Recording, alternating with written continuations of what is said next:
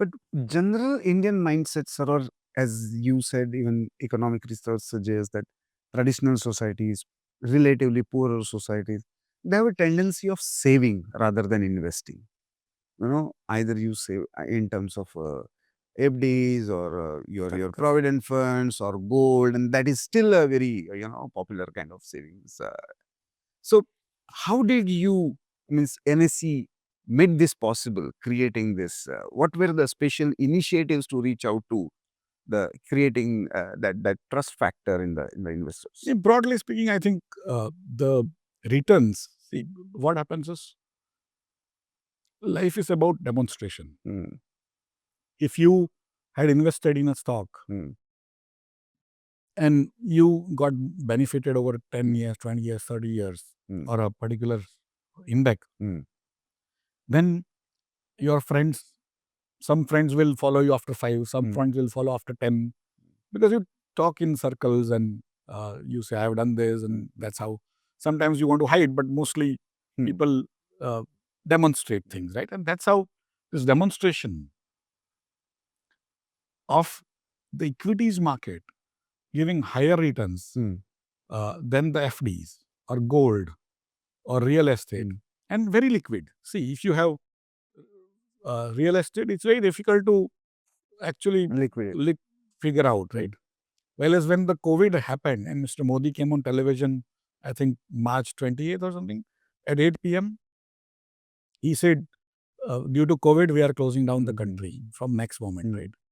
Within a minute, I wrote saying, my exchange will continue to remain open as usual.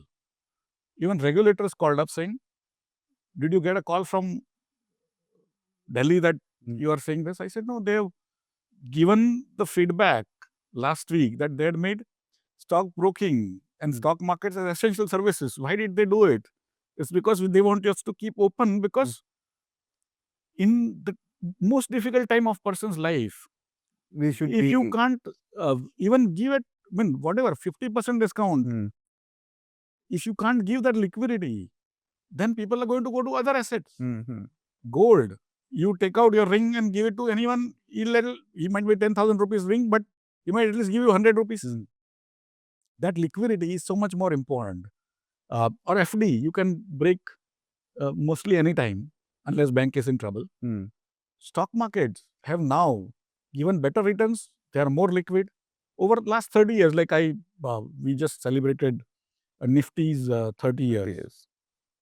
And I was just telling my people, give me the numbers.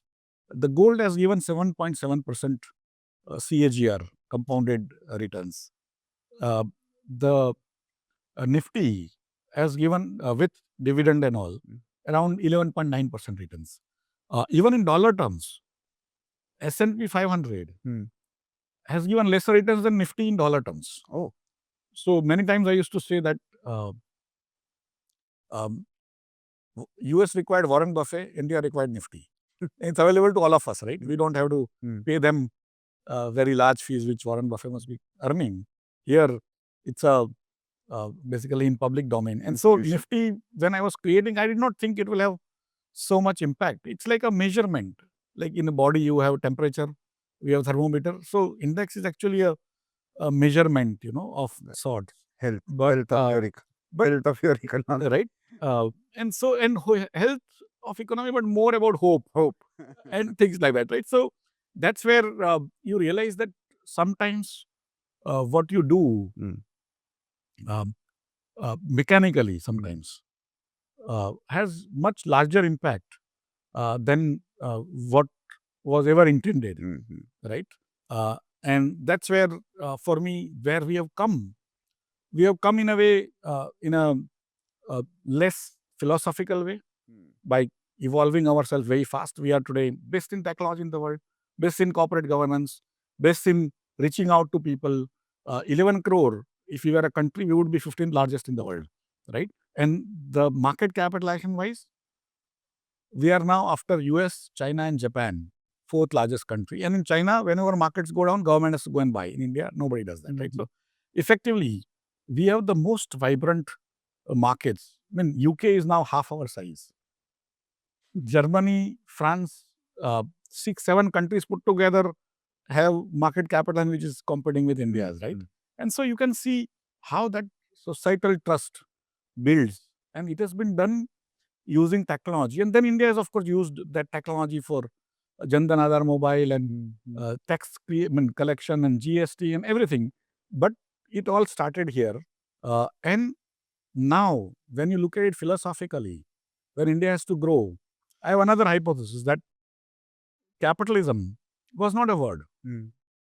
It was created by Karl Marx to contrast with communism.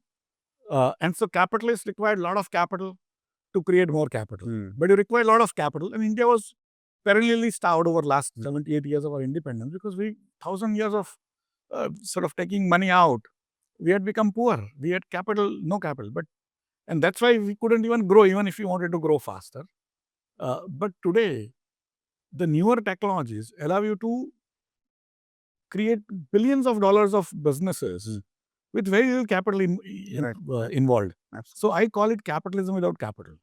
And there, Indians have now come to a level, at least some of us, who are able to invest in other people.